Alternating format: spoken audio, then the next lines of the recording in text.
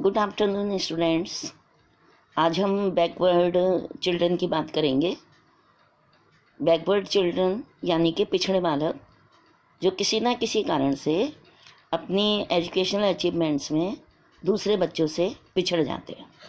उनकी जो बुद्धि लब्धि होती है, IQ होता है, वो 90 से कम होता है।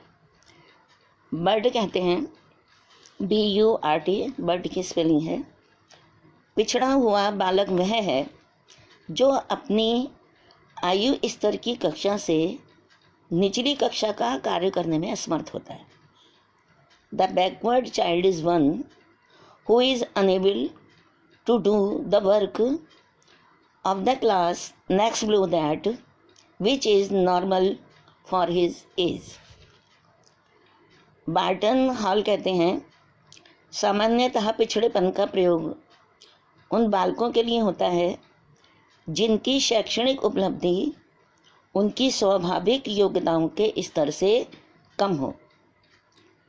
Backwardness is general is applied to cases where their educational achievement falls below the level of their natural abilities. हम कह सकते हैं पिछड़े बालक का यानी कि बैकवर्ड बालक का संबंध उसकी शैक्षिक उपलब्धियाँ एजुकेशनल अचीवमेंट से होता है, जिनमें वो किसी भी कारण से पिछड़ जाते हैं, पीछे रह जाते हैं। और इसका कारण होता है स्लो लर्निंग। वो सीखने में उनकी गति धीमी होती है। धीमी गति के कारण ही वो पिछड़ते हैं और जो भी प्रॉब्लम उनके सामने आती है उसमें वो लचके रह जाते हैं, उनको वो सॉल्व नहीं कर पाते। ये जो बैकवर्डनेस है, हमें उनके कारण ढूंढने हैं। जनरली जो कॉजेज़ हैं वो ये हैं। पहला तो फिजिकल कॉजेज़ हो सकते हैं, जैसे कि वीक हेल्थ, कमज़ोर स्वास्थ्य, डिफेक्टिव स्पीच, वाणी का दोष। क्योंकि जब कोई बच्चा हकलाता है या उसके बोलने में कोई कमी होती है तो वो संकोच करता है और अपनी बात को एक्सप्रेस नहीं कर पाता, बता नहीं पाता। और धीरे धीरे जब वो इंट्रोवर्ट हो जाता है तो कक्षा में ना बातचीत करने के कारण, स्टूडेंट्स से ना बोल आपस में अच्छे संबंध ना होने के कारण, शिक्षक से अच्छा रैपर ना होने के कारण वो अपनी कक्षा में पिछड़ जाता है। Defect of speech. कोई फिजिकल हैंडीकैप्डनेस हो सकती है, शारीरिक विकलांगता हो सकती है, उसके सेंस ऑर्गन्स में डिफेक्ट्स हो सकता है और सुनने में भी प्रॉब्लम हो सकती है। ऑडियो कॉजेज़ भी हो सकते हैं। हो सकता है कि उसके सुनने में दोष हो और वो आपकी बात को सुन ही ना पा रहा। मेंटल कॉजेज़ भी बहुत प्रभाव डालते हैं। कुछ बच्चों की जो मानसिक विकास है, कुछ बच्चों का, वो किसी न किसी कारण रुक जाता है, अवरुद्ध हो जाता है। उसके बहुत सारे कारण होते हैं जिससे कि वो अपने किसी भी काम को सीखने में अधिक समय लेते हैं। और कुछ कारण जो हैं वो उनके एनवायरनमेंट के कारण होते हैं, जिस वातावरण में वो रहते हैं, जिसमें सबसे पहला है उनका फैमिली एटमॉस्फेयर, फैमिली एनवायरनमेंट। क्योंकि जो फैमिली का एनवायरनमेंट है उसमें जो सबसे मुख्य है वो है उस परिवार की इकोनॉमिक स्टेटस, उसकी आर्थिक स्थिति। और कई बार परिवार का जो बड़ा होना है उसमें सदस्यों की संख्या ज़्यादा होना। ज़्यादा सदस्य होते हैं तो उस जहाँ के उस परिवार के बालक पर कम ध्यान दिया जाता है। और कई बार स्टेप मदर का होना या स्टेप फादर का होना या फादर के द्वारा कई शादियाँ कर लिए जाना, और जिस कारण उनके और किसी दुर्व्यसन का होना, जैसे कि कई जगह मदिरा इत्यादि पे ज़्यादा जोर दिया जाता है। सारा दिन कमाते हैं, फिर बाद में शराब पी के घर में पहुंच जाते हैं और आपस में झगड़े इत्यादि करते हैं। इसका भी बालक के ऊपर बहुत ज़्यादा बुरा प्रभाव पड़ता है। और बच्चा जो भी विद्यालय में सीख कर आया हुआ होता है, घर पर उसको बिल्कुल भी दोबारा से उस पर ध्यान नहीं दे पाता है, ना ही कोई और उस पर ध्यान देता है। इस कारण नेक्स्ट डे जब वो विद्यालय जाते हैं पूरे मन से पढ़ नहीं पाते हैं और अपनी कक्षा में धीरे धीरे पिछड़ जाते हैं। दूसरा, स्कूल का वातावरण भी प्रभाव डालता है। स्कूल एनवायरनमेंट में सबसे पहली बात होती है ट्रेन टीचर्स का ना होना। आप जानते हैं बहुत सारे जो विद्यालय हैं वहाँ पर जो अप्रशिक्षित शिक्षक हैं उनको रख लिया जाता है। उनको सही तरीके से शिक्षण विधियों का और अपने विषय का ज्ञान नहीं होता है। विद्यालय में कई प्रकार की अव्यवस्थाएं होती हैं। जो कक्षा का जो वातावरण है, जैसे उसमें प्रकाश की उचित व्यवस्था न होना, हवा इत्यादि का आने का कोई प्रबंध न होना और कक्षा में अनुशासनहीनता का होना। विद्यालय में सारे का सारा ध्यान केवल और केवल करिकुलम पे देना, एक्स्ट्रा करिकुलर एक्टिविटीज़ पर कोई भी ध्यान नहीं दिया जाना। और विद्यालय का किसी भीड़ भाड़ वाली जगह पर होना, क्योंकि विद्यालय के आसपास ज़्यादा शोर शराबा नहीं होना चाहिए। आप जानते हैं पहले जो विद्यालय होते थे बड़े शांत वातावरण में प्रकृति की गोद में होते थे, लेकिन अब ऐसा नहीं है। कई सारे विद्यालय ऐसी जगहों पर स्थित हैं जहाँ पर हर समय शोर शराबा रहता है, भीड़ रहती है। इसके अलावा जहाँ पर बालक रहता है उसके आसपास का वातावरण, नेबरहुड एनवायरनमेंट, जिस जगह पर वह रहता है तो वहाँ का वातावरण कैसा है इस पर भी ध्यान दिया जाना चाहिए। जैसे कि अगर आसपास के लोग सही ना हो, आसपास का वातावरण सही ना हो, उसके संगी साथी अच्छे ना हो, तब भी उसका ध्यान पढ़ाई से हट जाता है। जो सामाजिक वातावरण है, सोशल एनवायरनमेंट है बच्चे का, वह भी इसके ऊपर डायरेक्टली और इनडायरेक्टली उसको अफेक्ट करता है।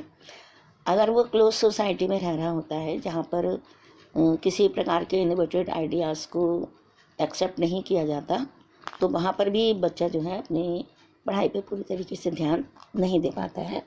इसके अलावा उसका जो कल्चरल एनवायरनमेंट है, जो उसका सांस्कृतिक वातावरण है, जहाँ पर जो कई जगह ऐसा होता है जहाँ पर माता पिता पढ़ाई को ही अच्छा नहीं समझते और बालक को अपने साथ काम में ही लगाए रहना चाहते हैं।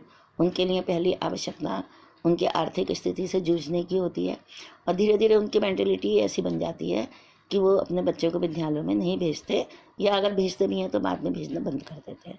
तो ऐसे में भी बच्चा जो है उसका ध्यान पढ़ाई से हट जाता है और कभी उसे अगर विद्यालय में उसको परमिशन पढ़ाई की मिल भी जाए तो वहाँ पर वो उचित गति से नहीं पढ़ पाता है। इसके अलावा मनोवैज्ञानिक कारण होते हैं, साइकोलॉजिकल कॉजेज़ होते हैं, जैसे कि बच्चे के अंदर कोई भी हीन ग्रंथि का बन जाना। बहुत सारे ऐसे कारण होते हैं जिनसे बच्चा बहुत डिप्रेस्ड हो जाता है, टेंशन में आ जाता है और उसके अंदर इन्फीरियरिटी कॉम्प्लेक्स आ जाता है, जिसके कारण वो कभी भी अपनी बात को कह नहीं पाता और वो धीरे धीरे पढ़ाई में पीछे रह जाता है। तो ये जो बालक हैं उनको पहचानेंगे कैसे, उनके कैरेक्टरिस्टिक्स क्या हैं? तो सबसे पहले तो कैरेक्टरिस्टिक यही है कि उसका जो अचीवमेंट है, एजुकेशनल अचीवमेंट है, वो उचित नहीं होता और वो अपनी शैक्षिक उपलब्धि में पीछे रह जाते हैं, सबसे पहली बात। और दूसरी बात, वो धीमी गति से सीखते हैं। कितना भी आप उनके लिए प्रयास कर लें, उनकी जो सीखने की गति है वो धीमी रहती है और किसी भी समस्या का समाधान वो स्वयं अपने आप नहीं कर पाते हैं और कोई भी निर्णय नहीं ले पाते, शीघ्रता से नहीं निर्णय लेते। और जो शिक्षण विधियाँ शिक्षक प्रयोग करता है उसके ऊपर वो बाकायदा ध्यान नहीं देते और बहुत ज़्यादा पैसिमिस्टिक हो जाते हैं, निराशावादी हो जाते हैं, मैं तो ये काम कर ही नहीं सकता। और जब वो निराशावादी जो उनकी प्रवृत्ति होती है वो उन्हें समाज विरोधी कार्यों में भी लिप्त कर सकती है, इसलिए ये आवश्यक है कि हम उनके ऊपर ध्यान दें। और दूसरी बात कि वो बालक धीरे धीरे मानसिक रूप से अस्वस्थ हो जाते हैं क्योंकि वो अपना मेंटल बैलेंस नहीं बना पाते हैं और धीरे धीरे उनके अंदर जो ग्रंथि है वो डेवलप हो जाती है, इन्फीरियरिटी कॉम्प्लेक्स उनके अंदर आ जाता है।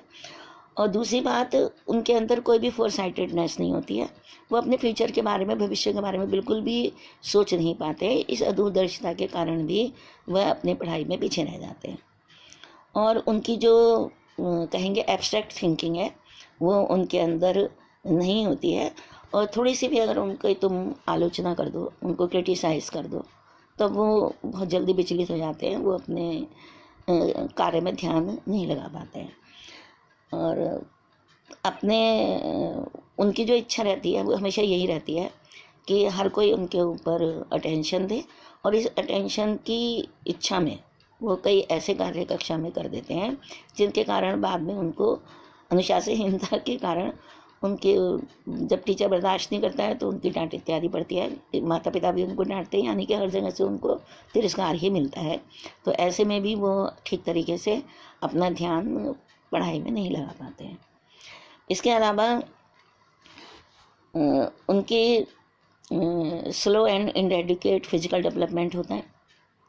आप उन्हें दूर से देखकर, कई बार उनकी फिजिक को देखकर आपके मन में ये आ सकता है कि ये कैसा बालक है, देखने में कैसा लग रहा है, आपके अंदर ये इच्छा जाग सकती है कि ये कारण क्या है, तो वो भी होता है। और इमोशनल इनएबिलिटीज़ होती हैं और इनस्टेबिलिटी होती है, इमोशनल इनस्टेबिलिटी और डिस्टर्बेंसेस होते हैं। और जो अपनी उनकी सीमाएं हैं, जो उनकी लिमिटेशंस हैं, उनको भी वो नहीं समझ पाते। और अपने समान आयु के बालकों से वो अपने संबंध अच्छे नहीं रख पाते हैं। नेचुरल है, अपने साथियों से जब वो पीछे रह जाते हैं तो वो उनके साथ में अच्छे संबंध नहीं बना पाते हैं। अब जो ऐसे बच्चों के लिए हम किस प्रकार की शिक्षा की व्यवस्था करें गणित और विज्ञान और जीव विज्ञान पढ़ाते समय, तो जैसे कि हमने देखा था कि जो हमारे प्रतिभाशाली बालक थे उनके लिए भी ये बात कही गई थी कि उनके लिए अलग विद्यालयों की स्थापना की जानी चाहिए। लेकिन आप ध्यान रखिए, अब इनकलुसिव एजुकेशन की बात होती है, अब समावेशी शिक्षा की बात की जा रही है, तो अब इस तरह की बात तो अब नहीं आती है। लेकिन फिर भी ये विचार कभी कभी किया जाता है कि उनके लिए अलग विद्यालयों की व्यवस्था की जानी चाहिए, जहाँ पर कुशल प्रशिक्षक अध्यापक उनको पढ़ाने के लिए रखे जाएँ। दूसरी बात होती है उनका जो पाठ्यक्रम है वो इस प्रकार से निर्मित किया जाए। ध्यान रखें, पाठ्यक्रम का बहुत अधिक प्रभाव पड़ता है।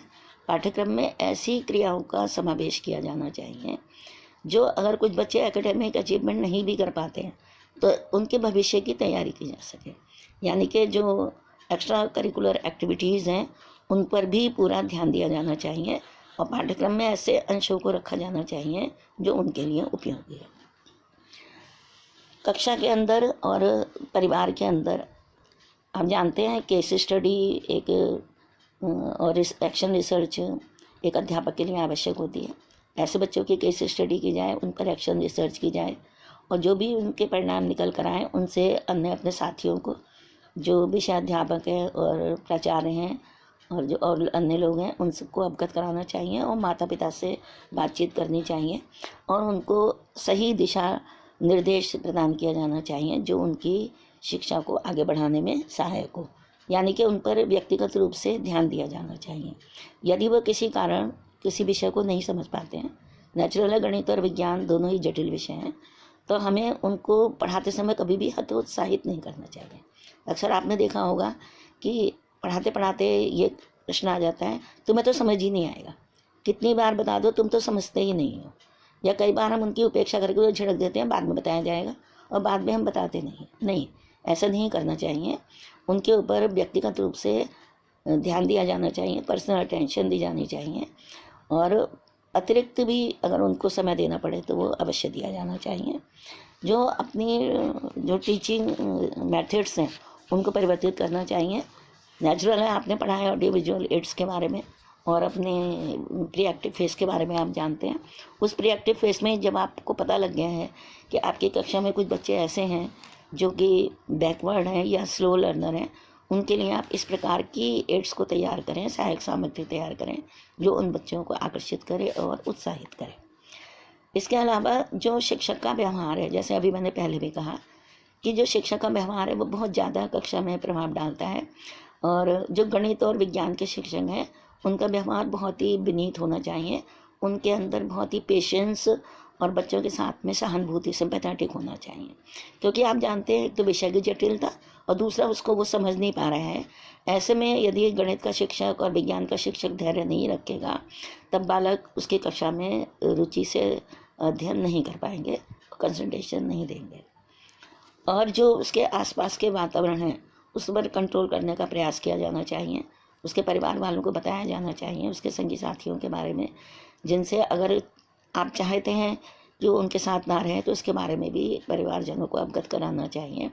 और उसके आसपास के वातावरण के लोगों को भी यह शिक्षित करने का प्रयास करना चाहिए कि वो समाज विरोधी कार्यों में अपना सहयोग ना दें। इसके अलावा बच्चे को ट्रेनिंग इन हैंडीक्राफ्ट्स, जो हस्तशिल्प है, उसकी शिक्षा देनी चाहिए। अगर वास्तव में बच्चा कुछ नहीं कर पा रहा है तो ऐसा नहीं है कि वो कुछ भी नहीं कर सकता। कई बच्चे खेलकूद में बहुत आगे होते हैं, कई बच्चे नाटक और अभिनय में बहुत ज़्यादा आगे होते हैं। हम देखते हैं कई बच्चे डांस इन सब चीज़ों में बड़ी रुचि लेते हैं। तो अगर वो उस क्षेत्र में भी अपना करियर बनाएंगे तब भी आगे बढ़ सकेंगे।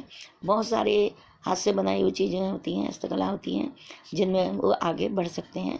तो ऐसे में उनकी उस शिक्षा की व्यवस्था की जानी चाहिए।